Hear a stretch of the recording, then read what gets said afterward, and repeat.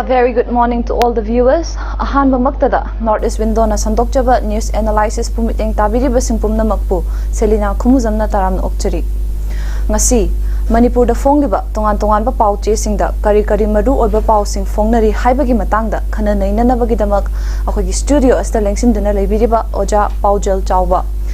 Executive Editor of the Frontier Manipur bu Northeast Window maikaida gi taram okchari. Thank you. Ahanba asidi sana lebak pauche tagini security force ki ka henba thawongi mayokta chayapta ukil sing wakat mifam phamkhre numit taret ni gi manungda retired justice na thijan hannaba demand tawkhre masi chayap court complex manungda rapid action force RAF ki personnel singna chathakhiba ka henba thawongi mayokta all Manipur Bar Association amba High Court Bar Association Manipur HCBAM amadi District Bar Association singi miyoi singna Cherap Court Complex mamang da ngarang wakat mpham phamkhibani masigi matang do ozana wafam khara dang thambiram khoigi hujik leriba Manipur gi tangdu leta da film sidadi khoigi stongan ba excessive over forces haiba tare khoigi rapid action force haiba se handagi hona mamang da me hokpudagi makoi thawong sing sigi marakta chekon da yum ama kabui gi yum ama khoi gi yon bana sayon ba mid yon ba beef yon ba khoi mai te pangal haitar adugi mai thabagi incident ta chenaba adu matung da mu khoi gi gari thugai bada mayam gi parking to ba gari thugai me haiba case kuma chenaba mayam yogre aduna makhoi gi tabak mong toriba adagi mogi karama chain of command leige adai mi angang singda pellet gun na kapa gumba adaga khoi ne hek ugirne khoi viral logiba anga magi ba satra magi makokta nongmoidam nakna kapa dagi magi makokta projectile mayam phum legiba gi akhoi keno ugrabane haibudi hoi lebak se tangdu letadre se kari gino law and order situation akhoi gi phim phatre se kari gino masi solve to se kari gino adu ta gadi masi state issue di oidabra hana law and order gi akhoi gi phim se sum sokthara pakanda hujiti kenama irang to bukan sida RF huji haiba higok amadi ango ugumba camouflage pattern set pa khulai di makhan yam pai adugumado no pingang singda hekta onchila kan sida hekta mathong marang phangduna kapa phuba tawbu ko pase yam tawri masi je akhoi gi state forces singsina kaigumba thabak taseng handa gi yam haina tawraba ka tani Manipur police haibase ngak pa senba crowd disperse tawwa adagi irang nemta hanba natraga mob situation ama control to wise state police se akhoi Manipur police yam haiba adugumba kenone police force amane और मोई जो होजी 13 months की तोलो फंगदे हाइना यामना पाउदी हम तारे service तो जबा अदुगा हेक सिंथाना बो वाटप्रा नत्रगा थवक तो खुद पुनब्रा अदु मयाम सु लेब्रा दि खंग्रे however ले फिल्म सिदि अखोय केनमा इंफाल मनुंगदा अखोय गी मोब सिचुएशन नत्रगा प्रोटेस्ट कुमा लाए ना हाई तारगदि मसिदि यूटिलाइज तोरी इज रैपिड एक्शन फोर्स ने रैपिड एक्शन फोर्स से मखोय करम मखलगी अखोयगी रेस्टोरेंट हाइबदी मसिने नुपी सिंगनी मसिना अंगांग सिंगनी मसिना काकोदबन स्मोक बॉम्ब कापये फरे अदग अतोप खरा कनो मलन बाय तमिंगोन सोहन द बाय त क्वाइ फर्स्ट प्रायोरिटी दि मी सोहन द बसिने अदुगिने मोय द मोब डिस्पोजल गी कनो स्मोक बॉम्ब टियर गैस अदग मोब बॉम्ब गा मैम पीरिस अदु मदुगी पोतुगी हंदोकपदा अखोयगी टेजर हाइना मैम उबिरमगनी अखोयगी मोय दुकान ना हाय उरम अखोयगी इलेक्ट्रिक करेंट थाब याबा अदुगुम चै हाइताइने और अखोयगी मखन बुदी लांगनी अदुगी मिंगोन इलेक्ट्रिक शॉक पिनबा अदुगुम केनोने खुलाय मा हाइतारे मसिगी जे अखोयना अहन नत्रगा नुपीसिंग अहन ओइबसिंग सिदा सिनौ तागदी मदु कमाइन तौगनी हाइबगी वफम मले अमुत खंग्रिबा खुलाय ngатani अद मैम ना हाय कने यामना केन तौबो नुंगाय तब होय हक्सांग दा हेक्ता pullap pangdagiba sibiya phim ma anlaman heart ka solmagadi kana mayam hainerish maduna sigumba excessive forcing se akhoi rapid action force na adum sina lai haitar aduna mission dagi hendoktuna akhoi ngarang se nahan se sorry akhoi gi cherap court complex ta madugi khoi protest ama mi yam yamra haibasu yam kan yamasu nate hai ado court manung de ka changela kana court ki premises sida akhoi gi chathuba aduguma thong amane but court haibase akhoi gi democracy gi aduguma akhoi gi makhong yumbi amane hai judiciary akhoi gi wild sangse masi among the high court kai se India constitution ngai ni moise keepers of the constitution hain haini aduga masi gi tongan ba akhoi gi executive sing sina lakpa tang su court room gi decorum court room gi adagi court ki premises sing sida mai tongan tongan ba rule me amale haitar ana court changma kan sida police na court room manung da khulai hapa sang me abra adagi just unaba kan da tupi lo thopa gumba as a sign of respect hai jabata akhoi sum ujarapa kan da adagi makhal makhal gi akhoi gi court ki premises sing da phaba pun ba tawwa ya da ba ai court ki premises sing da mi khudi mak se loina magi maran label le tamutungina well sang si line ana well sang si haibisidi mai manung da lebi sing se until proven guilty beyond reasonable doubt na ta re ma se akhoi gi maran le ten haine aduna bu accuse and haine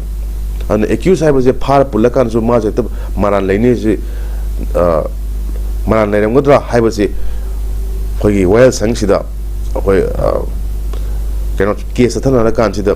as per process of law ama se thaga da jaga amane laningi pointi yamna akhoi gi achoba akhoi gi yumbi ma democracy gi yumbi mane sida miyam thamiba decorum lawyer singsna amadi judges singsna phamma jaga miyam gi punsi miyam gi right miyam gi pige da waja mafam ama sida bu hekta changal lakan sida bom mobom khoi gi yatagi tezer ga tawna khotna sida miyam imai bel singsida amana excessive force chathab haitar masidi yam tina condemnable ne habata di blatant disregard of law and order amadi makhoi excessive oiba force to hekta sining matamda without any rhyme or reason madugi de heksa thain hai madugi may la ra khudam amne na mai thamjage aduna khujik akoi gi fraternity haitar legal fraternity amadi court ki leriba bar association adagi high court bar association ma'am changala kan protest to yamna chume protest togodabane but action oriented oi pot khar su thabak to ning habata agadi association sing sina khoi gi FIR gumba dum chal register to yarangani in this incident hypotare or akhoi na khangning ji amu a high court is the high court not taking notice of this fact kai no the high court na akhoi gi keno to godabane haitare even sumoto na keno lokhot pe sing matang sida thabok lokhot pe smai to na court to smai to no changai kana kana no law khudak ta na to kan sida akhoi gi khara thabok to as being the judiciary haijabatare tawbi aw me am sule to ning me am haijabatare adu ngarang hujik haiba magistrate loiba inquiry ma set up tawni na hai retired judge ama high court ki justice amana masi matungi na hujik le maran leramba mioi sing sing mathak ta thaw lokot kani haibani adu ngasi bawda tum chathariba inquiry sing sigi film ji yengkan sida kyamna maduna khoi gi tang taba miyam gi pen banata judicial fraternity gi pen banata court ki hujigi mangthok piri se sigje kyam pen mangam gi habi potu di khoi na after numitrani habra 1 weeks time habra and maina hai gum toy madui mutungina yengma tari but learning of from the judiciary dabo adu thawo sitabo mo moda akhoi gi force na top ta gadi atopa mfam sing sidadi kamain tawduna chathar bige aduga chathar pa ya bage haibagi ꯋꯥꯐꯝꯁꯤꯅꯦ ꯑꯩꯈꯣꯏꯅ ꯌꯥꯝꯅ ꯀꯨꯞꯅ ꯌꯦꯡꯒꯗꯧꯕꯁꯦ ꯑꯗꯨꯅ ꯀꯣꯔꯠꯇꯕꯨ ꯑꯗꯨꯝ ꯉꯝ ꯇꯥꯔꯒꯗꯤ ꯑꯇꯣꯞꯄ ꯃꯐꯝꯗꯗꯤ ꯀꯃꯥꯏꯅ ꯇꯧꯔꯛꯀꯗꯒꯦ ꯍꯥꯏꯕꯁꯤꯅꯦ ꯃꯤꯌꯥꯝꯅ ꯌꯥꯝꯅ ꯀꯨꯞꯅ ꯌꯦꯡꯒꯗꯧꯕꯁꯦ ꯁꯨꯃꯥꯏꯅ ꯊꯝꯖꯒꯦ ꯑꯆꯨꯝꯕ ꯋꯥꯐꯝ ꯉꯥꯛꯇꯅꯤ ꯃꯊꯪꯒꯤ ꯑꯁꯤꯅ ꯄꯣꯛꯅꯐꯝ ꯄꯥꯎꯆꯦꯗꯒꯤꯅꯤ ꯈꯨꯟ ꯉꯥꯛꯄꯁꯤꯡ ꯐꯥꯕ ꯌꯥꯔꯣꯏ ꯐꯥꯈꯤꯕꯁꯤꯡ ꯊꯥꯗꯣꯛꯎ ꯍꯥꯏꯕ ꯗꯤꯃꯥꯟꯗ ꯃꯐꯝ ꯈꯔꯗ ꯋꯥꯀꯠ ꯃꯤꯐꯝ ꯆꯠꯊꯈ꯭ꯔꯦ ꯃꯁꯤꯒꯤ ꯃꯇꯥꯡꯗ ꯑꯣꯖꯥꯒꯤ ꯑꯣꯏꯕ ꯃꯣꯠ ꯈꯔꯗꯪ ꯊꯝꯕꯤꯔꯝꯃꯨ ꯈꯨꯟ ꯉꯥꯛꯄꯁꯤꯡꯒꯤ ꯔꯣꯜꯁꯦ ꯌꯥꯝ ꯆꯥꯎꯋꯦ ꯍꯥꯏꯖꯕ ꯇꯥꯏ ꯑꯩꯈꯣꯏꯒꯤ ꯅꯨꯡꯄꯥꯟ ꯌꯦꯡꯀꯥꯟꯁꯤꯗ ꯌꯥꯝ ꯑꯔꯨꯕ ꯔꯣꯜ ꯑꯃꯅꯦ ꯂꯧꯔꯤꯕꯁꯦ ꯑꯩꯈꯣꯏꯒꯤ ꯈꯨꯜ ꯉꯥꯛꯄꯁꯤꯡꯁꯤꯅ ꯑꯩꯈꯣꯏꯅ ꯉꯔꯥꯡ ꯅꯨꯡꯗꯥꯡ ꯅꯣꯡ ꯆꯨꯏ ꯑꯗꯨꯕꯨ ꯈꯨꯟ ꯉꯥꯏꯕ ꯃꯤꯁꯤꯡꯁꯤꯗꯤ ꯀꯔꯥꯏꯋꯥꯏꯗ ꯇꯨꯝꯃꯝꯒꯗꯒꯦ ꯅꯠꯇ꯭ꯔꯒ ꯀꯔꯥꯏꯗ ꯍꯤꯞꯄꯝꯒꯗꯒꯦ ꯅꯠꯇ꯭ꯔꯒ ꯃꯈꯣꯏ ꯀꯩ ꯆꯥꯔꯝꯒꯗꯒꯦ ꯍꯥꯏꯕꯁꯤꯗꯤ ꯑꯩꯈꯣꯏꯅ ꯈꯪꯗ ꯇꯥꯔꯒꯁꯨ ꯃꯈꯣꯏꯅ ꯃꯁꯥꯒꯤ ꯈꯨꯗꯣꯡꯆꯥꯕꯁꯤꯡꯗꯣ ꯊꯥꯗꯣꯛꯑꯕ ꯀꯥꯟꯁꯤꯗ ꯈꯨꯟꯅꯥꯏꯁꯤꯒꯤ ꯑꯃꯗꯤ ꯀꯝꯃ꯭ꯌꯨꯅꯤꯇꯤꯁꯤꯡꯁꯤꯒꯤ ꯑꯩꯈꯣꯏꯒꯤ ꯉꯥꯛ ꯁꯦꯟꯅꯕ ꯍꯥꯏꯅ ꯇꯨꯝꯕ ꯆꯥꯗꯉꯩ ꯑꯩꯈꯣꯏꯒꯤ ꯉꯥꯛꯏꯅꯤ ꯍꯥꯏꯖꯕ ꯇꯥꯔꯦ ꯃꯦ ꯍꯧꯕꯗ ꯃꯦꯗꯒꯤ ꯍꯦꯛ ꯃꯦ ꯊꯥꯒꯤ ꯁꯤꯒꯤ ꯏꯔꯥꯡꯁꯤ ꯍꯦꯛ ꯍꯧꯔꯛꯄꯗꯒꯤ ꯑꯗꯨꯅ ꯈꯨꯜ ꯉꯥꯛꯄꯁꯤꯡꯒꯤ ꯔꯣꯜ ꯌꯥꯝꯅ ꯆꯥꯎꯋꯤ ꯃꯈꯣꯏꯅ ꯇꯁꯦꯡꯅ ꯍꯥꯏꯖꯕ ꯇꯥꯔꯗꯤ ꯌꯥꯝꯅ ꯈꯨꯜꯁꯤꯡꯁꯤꯒꯤ ꯗꯤꯐꯦꯟꯁ ꯇꯧꯔꯤꯕ ꯍꯥꯏꯇꯥꯔꯦ ꯈꯨꯜ ꯉꯥꯛꯄ ꯍꯥꯏꯇꯥꯔꯦꯅꯦ ꯉꯥꯛꯏꯕ ꯍꯥꯏꯇꯥꯔꯦ ꯑꯗꯨꯅ ꯃꯈꯣꯏ ꯂꯩꯔꯀꯥꯟꯁꯤꯗ ꯃꯤꯌꯥꯝꯁꯨ ꯍꯔꯥꯎꯕ ꯃꯤꯌꯥꯝꯁꯨ ꯑꯩꯁꯦ ꯑꯦꯠ ꯂꯤꯁ ꯉꯥꯛꯄꯤꯔꯦ ꯍꯥꯏꯕꯒꯤ ꯁꯦꯟꯁ ꯑꯣꯐ ꯀꯝꯐꯣꯔꯠ ꯑꯃ ꯐꯪꯕ ꯑꯦꯠ ꯗ ꯁꯦꯝ ꯇꯥꯏꯝ ꯂꯣꯀꯦꯜꯁꯨ ꯑꯣꯏꯕꯅꯤ나 ꯑꯩꯈꯣꯏ ꯃꯁꯦꯜꯒꯤ ꯑꯣꯏꯕꯅꯤ나 ꯉꯁꯥꯏ ꯑꯩꯅ ꯍꯥꯏꯖꯔꯤꯕꯗꯨꯅꯤ ꯑꯩꯈꯣꯏ ꯈꯨꯜꯒꯤ ꯁꯦꯟꯇꯤꯃꯦꯟꯇꯣ ꯑꯩꯈꯣꯏ ꯈꯨꯜ ꯉꯥꯛꯄꯁꯤꯡꯁꯤꯅ ꯈꯪꯅꯤ ꯃꯄꯥꯟꯗꯒꯤ ꯂꯥꯛꯄ ꯑꯁꯥꯝ ꯔꯥꯏꯐꯜ ꯅꯠꯇ꯭ꯔꯒ ꯑꯦꯅꯤ ꯑꯇꯣꯞꯄ ꯄꯦꯔꯥꯃꯤꯂꯤꯇꯔꯤ ꯐꯣꯔꯁꯦꯁꯅ ꯑꯩꯈꯣꯏꯒꯤ ꯃꯩꯇꯩꯒꯤ ꯂꯩꯔꯤꯕ ꯀꯝꯃ꯭ꯌꯨꯅꯤꯇꯤꯒꯤ ꯁꯤꯁꯇꯦꯝꯁꯤꯗ ꯀꯩ ꯆꯠꯅꯒꯦ ꯀꯃꯥꯏꯅ ꯇꯧꯒꯦ ꯑꯩꯈꯣꯏ ꯊꯛꯁꯤ ꯈꯥꯁꯤꯅ ꯀꯃꯥꯏꯅ ꯇꯧꯕꯅꯣ ꯅꯠꯇ꯭ꯔꯒ ꯑꯩꯈꯣꯏꯒꯤ ꯍꯧꯅꯂꯣꯟ ꯑꯩꯈꯣꯏ ꯆꯥꯛꯆꯥ ꯌꯨꯊꯛ ꯍꯥꯏꯖꯕ ꯇꯥꯔꯦ ꯁꯤꯅ ꯀꯃꯥꯏꯅ ꯇꯧꯒꯦ ꯍꯥꯏꯕꯁꯤ ꯈꯪꯗꯕꯅꯦ ꯏꯆꯝ ꯆꯝꯅ ꯍꯥꯏꯕ ꯀꯥꯟꯗꯗꯤ ꯂꯥꯛꯏꯕ ꯀꯝꯃ꯭ꯌꯨꯅꯤꯇꯤ ꯑꯃ ꯂꯥꯛꯏꯁꯤꯡꯁꯦ ꯑꯩꯈꯣꯏꯒꯤ ꯁꯣꯁꯤꯌꯦꯜ ꯑꯣꯏꯕ ꯑꯩꯈꯣꯏꯒꯤ ꯀꯩꯅꯣ ꯁ꯭ꯇ꯭ꯔꯛꯆꯔꯁꯦ ꯀꯃꯥꯏꯅ ꯂꯩꯒꯦ ꯀꯜꯆꯔꯦꯜ ꯁ꯭ꯇ꯭ꯔꯛꯆꯔꯁꯦ ꯀꯃꯥꯏꯅ ꯂꯩꯒꯦ ꯍꯥꯏꯕꯁꯦ ꯈꯪꯗꯕ ꯑꯗꯨꯒꯨꯝꯕ ꯑꯣꯏꯕꯅꯤꯅ ꯈꯨꯜ ꯉꯥꯛꯄꯁꯦ ꯑꯩꯈꯣꯏꯒꯤ ꯂꯩꯖꯔꯤꯕ ꯑꯩꯈꯣꯏꯒꯤ ꯀꯩꯅꯣ ꯍꯥꯏꯇꯥꯔꯦꯅꯦ ꯚꯣꯂꯨꯟꯇꯤꯌꯔꯁ ꯍꯥꯏꯖꯕ ꯇꯥꯔꯦ ꯃꯁꯤ ꯃꯌꯥꯝꯅ ꯍꯧꯖꯤꯛꯁꯨ ꯑꯗꯨꯝ ꯉꯥꯛꯇꯅ ꯂꯥꯛꯏ ꯃꯌꯥꯝꯅ ꯈꯪꯅꯔ ꯄꯣꯠꯅꯤ ꯈꯨꯜ ꯉꯥꯛꯄꯁꯤꯡꯁꯤ ꯃꯔꯛꯇ ꯀꯅꯥ ꯀꯅꯥꯅꯣ ꯍꯥꯏꯕꯁꯤꯁꯨ ꯑꯗꯒꯤ ꯀꯔꯝ ꯀꯔꯝꯕ ꯃꯤꯑꯣꯏꯁꯤꯡ ꯌꯥꯎꯒꯦ ꯇꯣꯉꯥꯟ ꯇꯣꯉꯥꯟꯕ ꯀꯔꯝ ꯀꯔꯝꯕ ꯑꯣꯔꯒꯅꯥꯏꯖꯦꯁꯟꯁꯤꯡꯁꯤꯗ ꯃꯇꯦꯡ ꯄꯥꯡꯒꯦ ꯍꯥꯏꯕꯁꯤꯁꯨ ꯑꯗꯨꯝ ꯃꯤꯌꯥꯝꯅ ꯑꯗꯨꯝ ꯈꯪꯅꯔꯕ ꯉꯥꯛꯇꯗꯅꯤ ꯑꯗꯨꯅ ꯉꯁꯤꯁꯨ ꯃꯤꯌꯥꯝꯅ ꯑꯗꯨꯝ ꯑꯩꯈꯣꯏꯒꯤ ꯀꯩꯅꯣ ꯇꯧ ꯑꯩꯈꯣꯏ ꯉꯥꯛꯄꯤꯕꯒꯤ ꯍꯧꯅ ꯃꯤꯌꯥꯝꯅꯁꯨ ꯃꯔꯛ ꯃꯔꯛꯇ ꯑꯩꯈꯣꯏꯒꯤ ꯆꯥꯅꯕ ꯄꯤꯗꯅ ꯃꯣꯏꯒꯤ ꯑꯋꯥꯠ ꯑꯄꯥ ꯌꯦꯡꯗꯅ ꯃꯌꯥꯝ ꯑꯃ ꯇꯧꯅꯁꯨ ꯇꯧꯅꯔꯤ ꯑꯗꯒꯤ ꯃꯇꯦꯡ ꯀꯌꯥ ꯑꯃꯁꯨ ꯇꯧꯏ ꯃꯇꯦꯡ ꯑꯐꯕ ꯑꯆꯨꯝꯕ ꯃꯌꯥꯝ ꯑꯁꯦꯡꯕ ꯃꯌꯥꯝ ꯑꯗꯒꯤ ꯃꯌꯥꯝ ꯂꯥꯛꯑꯝꯒꯅꯤ ꯑꯗꯨꯕꯨ ꯑꯩꯈꯣꯏꯒꯤ ꯁꯤꯒꯨꯝꯕ ꯈꯨꯜ ꯉꯥꯛꯏꯕ ꯃꯤꯑꯣꯏꯁꯤꯡꯁꯤꯗ ꯌꯥꯝ ꯀꯥ ꯍꯦꯟꯕ ꯑꯦꯛꯁꯦꯁꯤꯞ ꯑꯣꯏꯅ ꯐꯥꯕ ꯄꯨꯟꯕꯒꯤ ꯊꯕꯛ ꯆꯠꯊꯔꯛ ꯇꯥꯔꯒꯗꯤ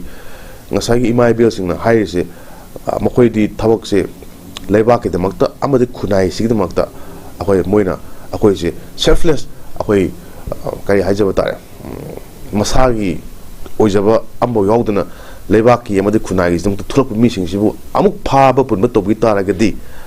ꯀꯃꯥꯏꯅ ꯇꯧꯗꯅ ꯑꯩꯈꯣꯏ ꯈꯨꯟꯅꯥꯏꯁꯤ ꯁꯦꯐ ꯒꯥꯔꯗ ꯇꯧꯒꯗꯣꯏꯅꯣ ꯀꯃꯥꯏꯅ ꯇꯧꯗꯅ ꯑꯩꯈꯣꯏ ꯅꯨꯡꯗꯥꯡ ꯇꯨꯝꯗꯣꯏꯅꯣ ꯀꯃꯥꯏꯅ ꯇꯧꯗꯅ ꯑꯩꯈꯣꯏ ꯃꯁꯤꯒꯤꯁꯦ ꯌꯥꯗꯣꯏꯅꯣ ꯍꯥꯏꯕꯗꯤ ꯑꯩꯒꯤꯗꯃꯛꯇ ꯉꯥꯛꯄꯤꯅꯦꯅ ꯂꯩꯔꯤꯕ ꯃꯤꯑꯣꯏꯁꯤꯡꯗꯨꯕꯨ ꯐꯥꯕ ꯄꯨꯟꯕ ꯇꯧꯕꯤ ꯇꯥꯔꯒꯗꯤ ꯑꯩꯗꯤ ꯀꯔꯤ ꯇꯧꯍꯧꯕ ꯇꯥꯒꯦ ꯍꯥꯏꯕꯗꯨꯅꯤ ꯃꯗꯨꯅ ꯑꯩꯈꯣꯏꯒꯤ ꯅꯨꯄꯤꯁꯤꯡꯒꯤ ꯏꯃꯥꯁꯤꯡꯒꯤ ꯃꯇꯝꯗꯨꯗ ꯑꯩꯈꯣꯏꯒꯤ ꯅꯨꯄꯤ ꯂꯥꯜꯒꯤ ꯃꯇꯝꯗꯨꯗ ꯇꯧꯔꯝꯒꯗꯧꯕ ꯑꯩꯈꯣꯏꯒꯤ ꯌꯥꯅꯤꯡꯗꯕ ꯐꯣꯡꯗꯣꯛꯄ ꯀꯥꯟꯁꯤꯗ ꯑꯩꯈꯣꯏ ꯇꯦꯂꯤꯒ꯭ꯔꯥꯐ ꯁ꯭ꯇꯦꯁꯟꯗ ꯁꯤꯐꯥꯏ ꯃꯌꯥꯝ ꯁꯪꯒꯤꯟ ꯄꯥꯏꯕ ꯃꯌꯥꯝꯗꯨꯒ ꯃꯨꯛꯈꯥꯏꯅꯔꯀꯥꯟꯁꯤꯗ ꯃꯐꯝꯗꯨꯗ ꯑꯩꯈꯣꯏꯒꯤ ꯑꯉꯝꯕ ꯇꯥꯜꯂꯤꯅꯤ ꯃꯗꯨꯒꯤ ꯊꯧꯅꯥꯗꯨꯁꯨ ꯍꯧꯖꯤꯛ ꯂꯩꯔꯤꯕ ꯑꯩꯈꯣꯏꯒꯤ ꯃꯅꯤꯄꯨꯔꯒꯤ ꯃꯩꯇꯩꯒꯤ ꯏꯃꯥ ꯏꯕꯦꯜꯁꯤꯡꯁꯤꯗ ꯃꯗꯨꯒꯤ ꯏꯗꯨ ꯆꯞ ꯆꯥꯅ ꯌꯥꯎꯔꯤꯕ ꯑꯩꯈꯣꯏꯒꯤ ꯏꯆꯜ ꯏꯆꯦ ꯏꯃꯥ ꯏꯕꯦꯜ ꯉꯥꯛꯇꯅꯤ ꯃꯈꯣꯏꯅ ꯃꯈꯣꯏꯒꯤ ꯁꯦꯟꯁ ꯑꯣꯐ ꯑꯩꯈꯣꯏꯒꯤ ꯕꯤꯂꯣꯡꯒꯤꯡ ꯑꯃꯗꯤ ꯁꯦꯟꯁ ꯑꯣꯐ ꯁꯦꯀ꯭ꯌꯨꯔꯤꯇꯤ ꯁꯤꯗꯩꯁꯤꯗ ꯑꯆꯧꯕ ꯊ꯭ꯔꯦꯠ ꯑꯃ ꯑꯃꯗꯤ ꯃꯧꯄ꯭ꯋꯥꯁꯤꯡꯒꯤ ꯑꯗꯨꯒꯤ ꯊꯧꯗꯥꯡ ꯆꯥꯎꯅ ꯂꯧꯖꯔꯤꯕꯁꯤꯡꯁꯦ ꯐꯥꯕ ꯄꯨꯟꯕ ꯇꯧꯒꯦ ꯍꯥꯏ ꯇꯥꯔꯒꯗꯤ ꯃꯈꯣꯏꯁꯨ ꯆꯣꯡꯊꯣꯔꯛꯄ ꯇꯥꯕꯅꯤ ꯍꯥꯏꯕꯗꯤ ꯌꯥꯔꯣꯏ ꯐꯥꯕ ꯌꯥꯔꯣꯏ ꯃꯔꯝꯗꯤ ꯃꯇꯝ ꯆꯥꯗꯦ ꯃꯇꯤꯛ ꯆꯥꯗꯦ ꯃꯈꯣꯏꯅ ꯇꯧꯔꯤꯁꯤ ꯀ꯭ꯔꯥꯏꯝ ꯅꯠꯇꯦ ꯃꯈꯣꯏꯗꯤ ꯖꯁ ꯑꯩꯈꯣꯏꯒꯤ ꯈꯨꯜ ꯉꯥꯛꯄ ꯈꯛꯇꯅꯤ ꯃꯁꯤꯗ ꯗꯤꯐꯦꯟꯁꯤꯞ ꯑꯣꯏꯕ ꯃꯑꯣꯡ ꯑꯃꯗ ꯊꯕꯛ ꯇꯧꯖꯕꯅꯤ ꯃꯁꯤꯗ ꯀꯩꯗꯧꯕ ꯌꯦꯡꯍꯟꯗꯣꯏꯅꯣ ꯍꯥꯏꯕꯒꯤ ꯈꯨꯠꯂꯥꯎꯅꯦ ꯃꯗꯨꯗ ꯀꯩꯗꯧꯕꯒꯤ ꯐꯥꯕ ꯄꯨꯟꯕꯒꯤ ꯇꯧꯕꯤꯗꯣꯏꯅꯣ ꯑꯗꯨꯅ ꯆꯨꯝꯁꯨ ꯆꯨꯝꯃꯦꯅ ꯂꯧꯖꯩ ꯀꯔꯤ ꯃꯔꯝꯗꯤ ꯃꯇꯝꯁꯤꯗ ꯂꯩꯔꯤꯕ ꯐꯤꯕꯝꯁꯦ ꯂꯣ ꯑꯦꯟ ꯑꯣꯔꯗꯔ ꯍꯥꯏꯕꯁꯤ ꯁꯤꯒꯤ ꯇꯣꯉꯥꯟꯕ ꯋꯥꯍꯟꯊꯣꯛ ꯑꯃ ꯂꯩꯕꯅꯤꯅ ꯃꯁꯤꯗ ꯑꯩꯈꯣꯏꯒꯤ ꯀꯔꯝꯕ ꯃꯈꯜꯒꯤ ꯂꯣ ꯑꯦꯟ ꯑꯣꯔꯗꯔ ꯆꯠꯅꯔꯤꯒꯦ ꯈꯪꯗ꯭ꯔꯤꯕꯅꯤꯅ aduga chingi district na kamai torige haibu miyam loi unari ngatane yam haida su yare sophisticated weapons miyam paira kan se kapa ibane bomb landa rebani sidis da kamai tong thengna gani nauri ga utup nagadi thengna ba yagadra haibu di miyam na dum khangna ba pong atani or the worry atani aduna akoi su isagi self defense tongna bo khna badadi matik sawa akoi gi kan to botai infrastructure le botai at the same time akoi gi madugi akoi gi conflict da miyam na akoi de attack tok ta gadi akoi su defense tongna khona bada karama makhal gi kurai sina gadi kamai to bodagi haibu di hujik haiba village defense force amana tongan ba akoi leba ki interest thok to bri organization sing hen akoi hen khanga pone maram de akoi na amarom da hare kan di mateng pang ngam makadani mi khudimang na chala kan sida defend to busu yawa adu hujikan training to na khotna miya naha youth miya masu alert laina na baina tongan organization sing da tor kan sida infrastructure am tana tabida akoi gi manpower hajaba tar akoi human resources sengot tabdi natte adu su makhalama gi akoi khunai se strengthen to wa amadi mapangan hen kalan ba mo ma da lagna ba pandam da thawak to ne na loje however machine am pulap na thera consider khulngak pasing pumpa da phani haiba ta gadi adu ta gadi khulngak pasing gi thawak to mayam akoi gi lenga ki leiba magi law and order ngang nam thamiba state police forces oigera natraga atopa military oigera or reserve to leiba missing oigera mayam pulap thamira consider adwai da tang ta mo mo thambi ta gadi pai nata ta bida somnadi sugnu adu da santipur mem adum kapsle huji kra de legi have question du wai ne ada tawi bu thapak sida law and order ngan rise ngak pangam de kana na ngam di no have to di miyam nu khangna bani ada ngak pangam ta gadi akoi isana ngaksa gen tholopani madu di mu gi right ni akoi gi right to life haja batar an ko india constitution ja ya bi ne ngakso wena aduna masi matang jamna akoi gi aruba tanjane sida akoi khulai pair kan sida akoi ngai mi sing du pula phabi ge ta gadi akoi da akoi jo khotrong khona thamge habi mom da loina ma khan ngane madu di yani ngoi akoi gi hujigi lan gi matam da khulai losang grena ta ga akoi gi lan mi sing phajang ge ha ta gadi karam kano na yara kane reasonable oide an imai bill sing na tori poching sida hana phari ba mi sing do akoi gi matik chade makoi phai bese makoi khulai korona phawna te adu to buna te to monte haibe me amse masi gi se ultimately decide to do di akoi ga sa haibi ba well sangdune akoi gi well kati pai ba adugumba well sangsing sin karma well sang no haba kan sida rapid action force na bomb lang la kan sida hujik lan tham on thoba adugumba form mane adugumba manipur mane hana sumai tham sage chumwa phangakni mathang ge sina naharol thodang dagini Imphal West amasung Churachandpur district na khwaidagi yamna exam thakhi mahairoi lising kuntra mathoi chahunga yankhai mathoi na saruk yaduna class 12 exam 2024 hokre masigi matang do ojagi mot khar dang thambiram hujik leiba matam sida de khoi education sector haibisi su adum effect tor ngone ne khale tawdo su yaroi maram di communal civil war amana khoi gi manipura hujik thama pantara phara basi akoi solution letana thok tor pasida every section ma'am lo effect tor kani akoi gi primary oigera secondary oigera tertiary oigera however akoi education ju ajowa magi chaitheng phangdaba na te covid matam dagi hauna madudagi school colleges educational institute ma'am gi functioning je loina mok cholok cholok tan la bane even pass to honaba canopy bo yor bane adu akoi gi hujik leiba education gi film sida di akoi am sotharaba sotharom thoi hai ta gi school nung education gi institute myam se function tok ta bose amarom da kui rai jaba tare normally sahi ma hai bose sat keno magi student magi satra magi magi punsi da amna keno ngata ni aruba keno akoi gi matam ngata ni sahi ma mangi ba hai bose su hekta nungai roi duni ai gi marum pang sing na sumai ka gre khot gre ai dile hore haibi film ju nungai roi duni adu even leba ki am tangdu leta da matam sida di laik ki mamang da koi hana leba ngak pa hana thok tai ka so angang me am no su wa phom me am thami amna mu ta ba su thamoi si nungsi haja thawai nungai ba jabam phawe haiba ta gari makhoi da akoi gi sense of nationalism haja ba tare masi yam leiba na ha sing sida youth sing sida adna ꯌꯨꯠ ꯍꯥꯏꯕꯁꯤꯗꯤ ꯍꯌꯦꯡ ꯑꯩꯈꯣꯏꯒꯤ ꯇꯨꯡꯒꯤ ꯌꯨꯝꯕꯤ ꯑꯣꯏꯒꯗꯣꯏꯅꯤ ꯑꯩꯈꯣꯏꯅ ꯄꯥꯝꯖꯕ ꯅꯠꯇ꯭ꯔꯒ ꯃꯤꯌꯥꯝꯅ ꯄꯥꯝꯖꯕ ꯑꯣꯔꯒꯅꯥꯏꯖꯦꯁꯟꯁꯤꯡ ꯇꯣꯉꯥꯟ ꯇꯣꯉꯥꯟꯕ ꯋꯥꯈꯜꯂꯣꯟ ꯅꯠꯇ꯭ꯔꯒ ꯃꯅꯤꯄꯨꯔ ꯈꯨꯟꯅꯥꯏꯒꯤ ꯇꯨꯡꯒꯤ ꯑꯩꯈꯣꯏꯅ ꯃꯩꯔꯥ ꯈꯔ ꯄꯥꯏꯖꯕ ꯋꯥꯔꯤꯅꯤ ꯃꯤꯌꯥꯝꯅ ꯍꯥꯎꯕ ꯃꯗꯨꯒꯤ ꯃꯩꯔꯥꯗꯣ ꯁꯤꯟꯅꯔꯝꯗꯣꯏꯁꯤ ꯑꯩꯈꯣꯏꯒꯤ ꯇꯨꯡꯒꯤ ꯍꯧꯔꯤꯕ ꯅꯍꯥꯁꯤꯡ ꯌꯨꯠꯁꯤꯡꯁꯤꯗꯅꯤ ꯃꯁꯤꯒꯤ ꯌꯨꯠꯁꯤꯡꯁꯤꯗ ꯑꯩꯈꯣꯏꯅ ꯇꯝꯕꯤꯒꯗꯕ ꯄꯣꯠꯁꯦ ꯑꯁꯦꯡꯒꯤ ꯑꯩꯈꯣꯏꯒꯤ ꯂꯩꯕꯥꯛ ꯅꯨꯡꯁꯤꯕ ꯍꯥꯏꯕꯁꯤꯃꯗꯤ ꯃꯣꯏꯗ ꯃꯁꯥꯅꯁꯨ ꯌꯥꯎꯖꯔꯕꯅꯤ ꯍꯧꯖꯤꯛꯃꯛꯁꯨ ꯃꯣꯏ ꯑꯗꯨꯝ ꯃꯗꯨꯒꯤ ꯃꯈꯜꯁꯦ ꯀꯩꯅꯣ ꯋꯥꯈꯜꯂꯣꯟꯗ ꯂꯣꯏ ꯂꯩꯕ ꯉꯥꯛꯇꯅꯤ ꯑꯗꯨꯒꯤ ꯑꯦꯠ ꯗ ꯁꯦꯝ ꯇꯥꯏꯝ ꯃꯈꯣꯏꯁꯨ educated oidaba yade like laisu phajana khangdaba yade maramdi makoida khwaidagi chawba khulai je education ne masigi lairik amadi lairik laisu gi mangan je phanga kan ji ne makoina hayeng tungda akhoi khunai sigi amadi lebak sigi to mong kaya da mateng pangkadaba amadi achumba puthorokadaba miyam gi hak ki damakta lepak toiba adagi khunai sigi economy damakta phahangadaba holakpa adagi vote toriba practice miyam to khoi gi pasaga loriba kholibi sing tawdnaba kayan toriba naha sing yam taw hai tai hujikan sing adu hujikan gi naha sing se yam taseng na hai kandadi digital generation amne na ana thamjage generation anowa khoi gi mobile paira kansida information at their fingertips haibadi anything aina kenoma git on number kansida loinama khangmangamba adugumba yam smart generation ama oi masigi smart generation je akoina phajana akoi gi sembi hauta gadi manipur gi tungi wakal pudoriba asa pudoriba yumbi odoriba singse makoini maramdi naha singna hujik haiba maira sing pa hagudabane lakshining mofam di education makoi de pide koi exam yam thare haiba an exam yam thaba hoi taseng na hai kan like tambagi masing mi yam khale haibani adu sothribe area da kai kai da leige government school li kamain torige akhoi gi sen pai da angang sing di lai kra tamige relief camp tagi tholeiba akhoi gi yum kai dana han leremi ba punchi rol di character na chela kan sida ai gi angang class 9 tamba 10 tamba 11 tamba macha machu mayam le ni college tamba mayam sigi makhoi di kamain torige makhoi di lai kamain tamige kari chari ge haiba sisu yamuna khanom thoe leiba akhoi gi imphal mong leiba atopa district leiba singse lan gi chetheng loi nangaba ngatane sen thum leitraba ngatane adu hujiki leiba amuken awawa tai di relief camp ta leiba mi sing sinena laina dum haiba ma thoi da pani kun ngai bu sing leiba ma mera pai bu sing leiba sing masa ma sul leiba ngatane aduna masi mi am je loi sacrifice tor kan ji da leiba ki da mokte ne hana thola ba ngatane aduna education pirak pa kan sin su education gi mangal se khoi di section khar da di khoi gi privatize to give the private school dana hena emphasis pi maram di quality dana hen lei habi mom da mayam khanari however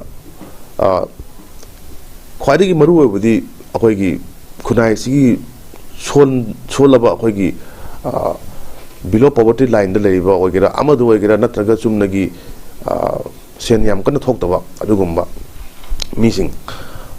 na yamanina government ki leiba facility school sing yamna linghan bama mathok ta right na khale at the same time curriculum da su yamna hap mathok ta right khale di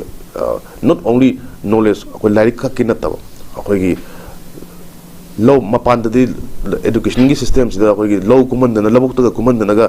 ko gi low peng ma ga yohan bai ta angang sing si inga na pi than ma yaw na maram da di makhoi da su a sense of ko moi da kari haita akoina chari bisi kari no akoina thari bisi kari no chinga ma gi akoigi horpa kana kyamna kuina change haibagi mong sida mokoi si akoigi labuk ta puthara kan sida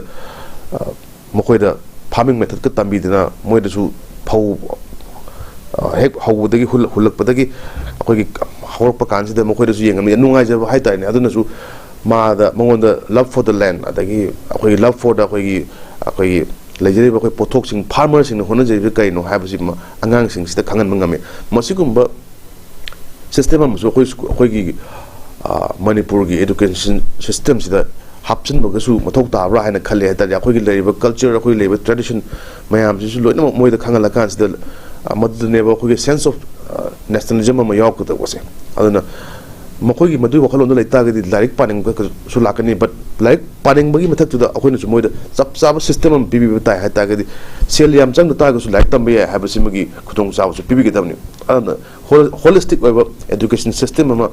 manipur yam thok ta en khale at the same time government school me am yam na strengthen tora kan se han di ching da posting se pa ozam yam yang woni hojiti upai le roi alta gadi tam da leiba schools educational institute मैम से यामना लिंगन बम थोम ताम ने मसिदे यामना सॉल्व रोल अम लोइस दी एजुकेशन मिनिस्टर ना सो यामना अचोब रोल अम लोनी अन पॉलिसी मैम सेम कांस द लेबाक सी खुनाई सी की तुंग द होइबा छात्र सिंग सी की हयेंग तुंग युमबिरे लोय तुन मखोय जी ब्राइट ओहनबा मखोय जी हेना अकै हाइता मई इकपि बोरसु यामना हयेंग तुंग द ngalaknaba to sign हाइबा तारे अखोय अदुगुम मोम द थोलक न मोम द मोइसे सेमबि मथौ तायना अमाइन थमगे एजुकेशन हाइबसे होलिस्टिक ओगदबनि होलसम ओगदबनि नुंगाय हंगदबनि तानिंग हंगदबनि हाइनु तमबि ताकपिगदबनि अन तोंगान तोंगान बा मखलगी मखोयगी हुजिक हाइबा अखोयगी policy सेमबिदना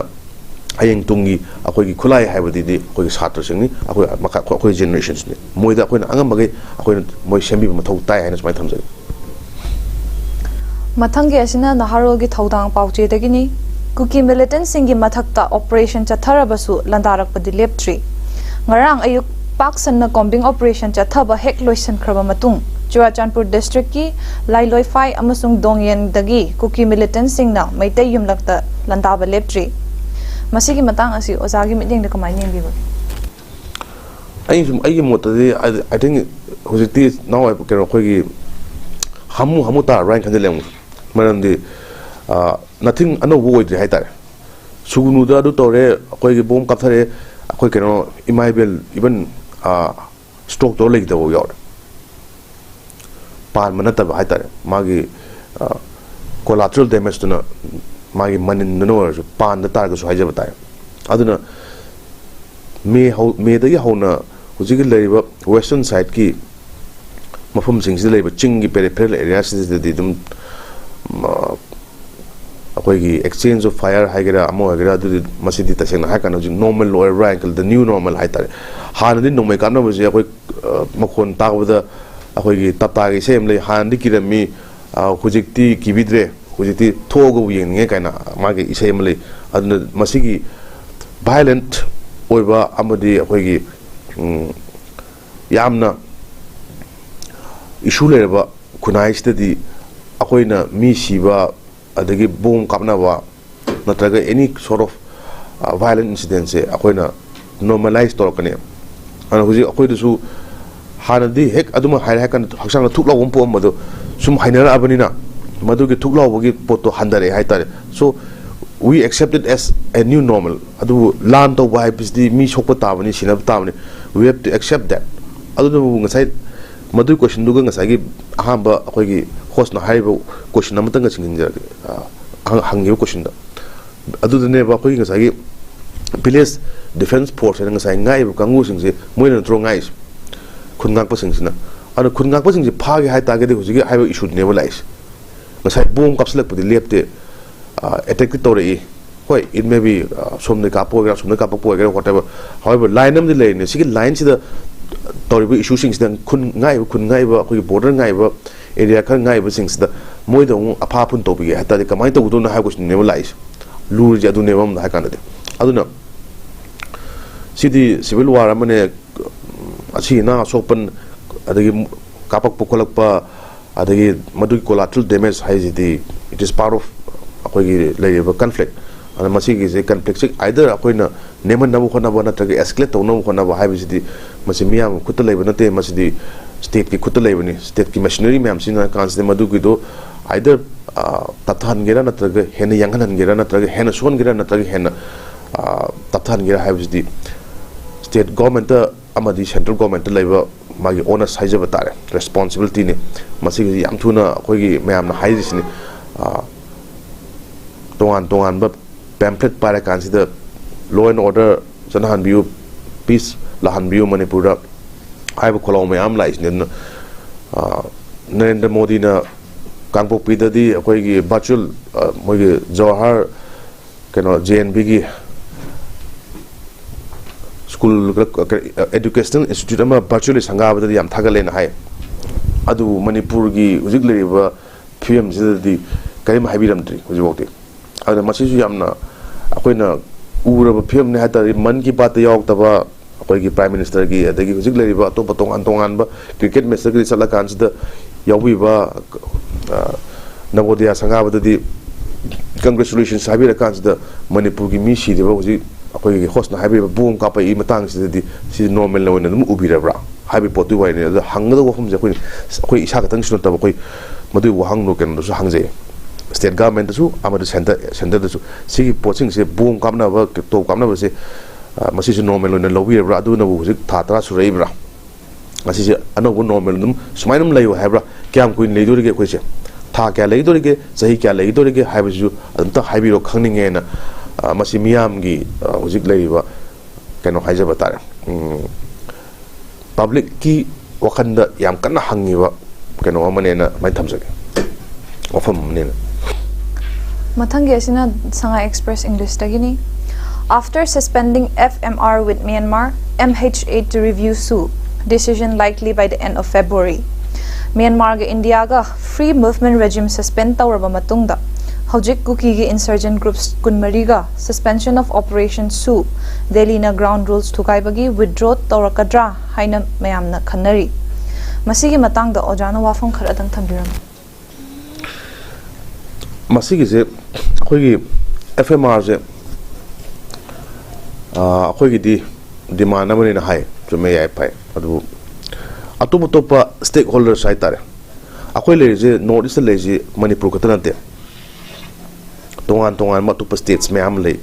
Mizoram Nagaland ke de sing se khoi loina Arunachal mayam se border loi le ngatan different borders China de hona a kan Burma de hona loina border le ngatan adu moina kari haige habisu amuk ta basu phabra khasu khanba mathau tai hai ta ge de koina north east habisi manipur khatang ji natte mayam pulle se le adu mai magi tongan ma demand se kai no habisi masu khangba mathau tai alna akhoi gi Nagaland gi Rising People's Party RPP have kai nak John kanam hayam John Naga or something I forgot his name adu mana have kan de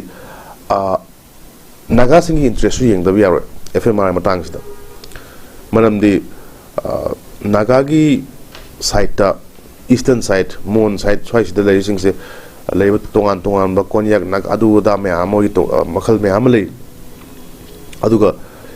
India ki boundaries di mokoina acknowledge tau den hai moi thang po wakhalon da manam di somra tracks de le nakan sai se le sing je naga ngatani ayamba aduna matam kya khebte hauna mokoi mission free movement nam chana ngatani masi ke mayam strictly chan ta gadi imung munung sekai na gi film kunayam akoi kunayam sen da singshep thabu ka chamani hai kolok wafom yam smoin thame si jo koina yamna consider tawum sum thau ta brain khale moin hapo wafom da chief minister manipur ge chief minister kana na haiba na su yaro akoi ge su wafom ta da yaro haiba wafom yam thame aduna north east ki leiba political dynamics haijaba tare amadi leiba geographical dynamics sing sida kamain tawduna koina akoi gi pamna kaino akoi gi leiba neighbor sing apamna kaino haibama yamun khanabam le mathau tabra en khale because we can choose our friends akoi gi marupti koina khanba yai adu we cannot choose our neighbors hainabam le akoi gi yumno nariba leiba states mayam si kanana adu oi kanana adu oi no haibasi akoina madu gi do decide tawung am pot nate han lejeram pot ngatani ana akoina neighbor sing je akoina khanma yadalna neighbor gi interest kari no haibam so akoina kumna khanam da gale madu gi neighbor gi interest na akoi interest sokpra ada akoi gi interest na akoi thangnaiba mi sing gi interest sokpra haibagi observe tawa man da gale hai ta gadi as north east as a whole haijaba tare as part of Russia mayam nam hanariba akoi je as part of that aduna akoi gi leriba lei kano sing se tongan ba state singi mai tongan ba political demand mayam le ngoni manipur gi su lei adagi kuki gi su le ngoni naga gi su le ngani maite gi su le au ta gi sig le political demand sing sina kamain to na amada issue lakadra laoidra haibisi ju yam kupna khanaba mathom daka le ana FMR je atopa states da haibadi Mizoram gumba Nagaland de yam ka hana moina kena to de haita ge endorse to de haita de maram di makoi gi area khada de khoi gi jalengam gi issue le adom chalo ta yang sangdok haita maram di Burma ge leba khoi chin gi area leba region mi am se tongnari bi irang hujik more gi site leba sina kamain tawwa sagang area gi dynamics na kamain tawwa wa gi na kamain tawwa karen gi na kamain tawwa shan gi na kamain tawwa amadi hujik leba Nagaland gi leba eastern Nagaland kana mayam na haineriba moina haijeriba British na ju changmangam da jaga amani this was never a part of India kana moina haiba but tangkul gi oriba eastern Nagaland na mayam le report na kana moi ju hopes and aspirations mayam le ngani akoi gi su le adu ta ga di akoina yamna aruba tanja amne ne loje ha ta ga di interest se mainly cookie yama naga ge ma maite ge ma broadly yeng kanda north east le phim je amain leina amain thamjage masi reality ni akoina kokte sagala kana hairu nate ana masigi leiba areas the laiba conflict sing da kari possible oiba outcome lakpa yabage hujiki leiba irang sina masi kamain to effect tori no amade hayeng tungda kamain to na solution problem khona bada kari sinar pa yabage karam makhal gi covert amadi overt operation sing tor pa yabage haiba sing siti yam kupna yengiba miam sing observers and those akoi in the akoi annals of power kind of power leriba kangu amade academics intellectuals organization gi leaders miam sine yam kupna rethink to mo thok tabra hain khanje tagdi lakto political dynamics sing se chahi akoi gi lok sabha election ngi matung na kai lakto no haibi kenoma akoi su yamna yengin mo thok tabra hain khale tagdi akoi na su akoi neighbor sing se hajab do akoi na choose to ya tamina makoi interest ga akoi interest ga kyam conflicting oige masina heng tungna kamain to na akoi de problem lakada gi haibi pot miam se loina ma akoi khando kan sida thamma kan sida kari karamba akoi na recourse loba ya bge so as akoi gi lin su sidina ba chashi su tekna ba haibi mong amada kamain to ya bge but in the larger interest haiba akoi of the public haigera mind of the state haigera adugi khar kupna yengma mathok tabra in kale hujik le political dynamics adigi geopolitical situation sida de Myanmar gi issue amadigi Chinese ki intervention me amala aiba adigi somdana akoi gi European Union gumba adigi NATO countries sing sigi makoi na karam interest leba India gi roles na karino haiba tongan ba mayam si yengbe adu India government of FMR hai tagadi state ani mani di yadre Nagaland gumba Mizoram gumba ni yadre ada moin hai Manipur katang lawo na su akoi madu acknowledge to do na te akoi su main to na lein hai ana siguma political dynamics sing se yam kupna yeng ma thok tai haina main thamjage Mathangi asina sanna lepak pauche dagini Manipur thugaina ba hotnariba MLA tara disqualify tawnaba assembly na warep lobiyu haina Maheshwar Thaunawjam na haikre masigi matangda oja gi wafam khara dang thambiram akoi gi assembly haibise kaino haibise yam munna koina khangma mathok tabra hai tagadi masi miyam gi akoina semjaba adugumba keno mane haijaba ta temple nam haijaba ta laisangama where akoi se akoina khalliba mihutuna chala kansida akoi gi yaifana ba semnaba policy nyam semnaba leba ki phana waina wasakriba adugumba out of secrecy haing vote kara matung sida akoi gi certificate am pire kansida governor gi da wasak logo sida makoina dum wasak rabane akoi leba ki interest am miyam gi interest thau tawni miyam gi lantum ngangna ba akoi mateng pa tawni haina office ki out of secrecy moi wasak rabane haitar adu mu humpuna ne ba phama kansida assembly da akoi gi miyam gi mihut oina la kansida lebak si phana ba tawni en tawis akujik ti amti yeng kai sarage adu cookie labor 10 MLAs singsu koi moju cookie MLA ni moju obviously mokoi interest da cookie gi singi interest thok to wise di mohsa san taw ne madu no doubt haja bata samana na akoi labor maitei gi labor candidates ma'am representatives सिंगसु अखोई ना कितंग वखन चौथो कांसिदा in the larger interest of the state थबक तो याबरा ma'am pull-up पुंजला कांसिदा हुजिक लेबा issue से मसीगी से pull-up नैनगदब से काय नैनगदब no हाइबसिदा अखोइना से डिस्कशन अवार्ड पुंगा हैना वाइनी however masigi chap chaba exercise di democratic of exercise di assembly da tawdabane mamangi hogi be assembly da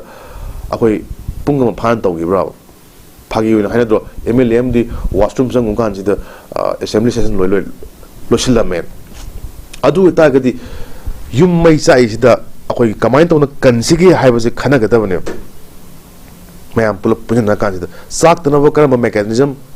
thamsige haiba सिजु खनगदबने करम पॉलिसी लैतागदी मैम नुंगायने हिंगबे यागदगे करम मखलदा अखोइन डिसिजन लौतागदी खुनाय से चखकदगे शांति प्रोकदगे पीस एंड ऑर्डर लाकदगे हाइबगी मैम खनबमने स्टेजिदा यामना थ्रेड बेयर होना डिस्कशन तगदब मतम ओरम हाइतार अन ममांग द मर्डर ऑफ डेमोक्रेसी इन मैम हाइनगिरबा अखोइगी वेटरन पॉलिटिशियन अंकल जोइनगा हाइगिरबा सिदी डेमोक्रेसी की मंग मेटपने गायना हाइदो अदुगी पोतुमुक तागिरबा हाइना सु मैम लौजे अदु हनकी लाक्तोब सेशन सिददी तसेंग हाय कांददी याम क्लियर होना black is black white is white हाइबदो चपचाना मदुने होम दगा लेरे वो थांगना बन तब ग्रे एरिया थमिदब हाइतार चुमरी चुमे लाले लाले तौरसी तौरसी तोकसे करम पॉलिसी सेमगनी लेबाक की हुजिक लेबे फियम सिदा अखोय कमाय हिंगदगे अखोय मैतेन चपे याव एरिया से क्रावदनो सेंगमायदि हेनबे यारिब्रा सुंगुदि हेनबे यारिब्रा सोम शांतिपुर पुखावदि हेनबे यारिब्रा हाइब तोंगानब केनो ओफम मैम से मोइरांग चथर कांसिदा कोक्तादा क्याम चथब यारी हाइब पोटसिदा अखोय हिंगी मैंग से कमाय हिंग अखोय बाउंड्रीज से कमाय तवाय so will be very clear cut कमाय तौसिगे हाइब दम खना बिरो अखोय कमाय तौसिगे हाइब अखोय खनिंगे हाइबगी तंग तावम थंबियो हाइबने or this has to be settled in assembly मसिदा पखम दिस फंगदबने अदु तागदि अखोय लेबे मैते एमएलए मैम सिना अतोपा मैम दुगा ओखन माना मैम को समिनार कांसिदा अखोई करी करी खुतों साब फंगबे याबगे अखोइना करम बे एक्ट सेंदोक्सिगे अखोई एजुकेशनल पॉलिसी तिंग सा हाबिरिबा अनोबा कई हाचनसिगे नत्रगा हुजिगि लेबल बा इरांग सिगा अखोई से वैली द कन्फाइन टर्म द वैली द लेबल रिसोर्सिंग कमाइन डेवलप तगुनी लंबी थोंग कमाइन साखोत हंगनी एजुकेशनल सिस्टम कमाइन तगुनी हेल्थ की इंफ्रास्ट्रक्चर कमाइन फंगनी चेंग फंगदेबो कमाइन फंगदगे हाइबा मैम सिमा तानारा कांसिदा खनबा मतम ओइलाबने हुजिसे थेंगमलबने मरक्सदा एक्ट सिंगसिदा MLR and LR एक होबे SC ST की इशू होबे मसी मैम से हुजिक चप चाना ने खाइना कांसिदा अखोय की करी हाइजब तारे अखोय की यागदि यारे यारोगनि यारो यादोइना करी याबा यावदन केदो यावदो हाइब मैम से खना कांसिदा अनोब एक प्रोक्टना लो सेमदना अदुगी दमक्तनेबा MLA मन के मैम अखोयना खल्ली से खल्ला कांसिदा अखोयगी मथक अखोयगी रिप्रेजेंटेटिव वर्क कांसिदा अखोयना सेल्फ गवर्न तो हाइब डेमोक्रेसी की ने हाइब पोसे मालिब पोसे अदुगी टेंपल हाइजब तार अदु तागद हुजिक हाइब पोचे अखोय याफनब खनदरिबो मफम सिदा कायम खन्ना बेक तागदी मियाम जे अखोय करी हाता चरु जाब कायम खंगदब अखोय पुंगा वजस नो अखोयदम तकालति हाइब पोरम लाक्तोरिब्रा नत्रगा हंदकी मंगानि सिदा फमदरिबो सिदा मणिपुर की लेबा अखोयगी तंगदु लेता द पुंची महेंगजे कमाय तवन लाकदगे हाइबतुदी येंबा तायना माय थमजगे याम नुवाइजरे ओजा की चिल्लबा मतम क्या अमा खाइदोकपिदना नॉर्थ ईस्ट स्टूडियो विंडो की स्टूडियोस दा लाकपिदना न्यूज एनालिसिस दा सरुक याबिबगी दमक याम थागतसरी मतंग असिदा नॉर्थ ईस्ट विंडो ना संदोकजबा न्यूज एनालिसिस लोइसंजरी हयेंग पुंफम असिदा अमु बिटेंग तामिनसी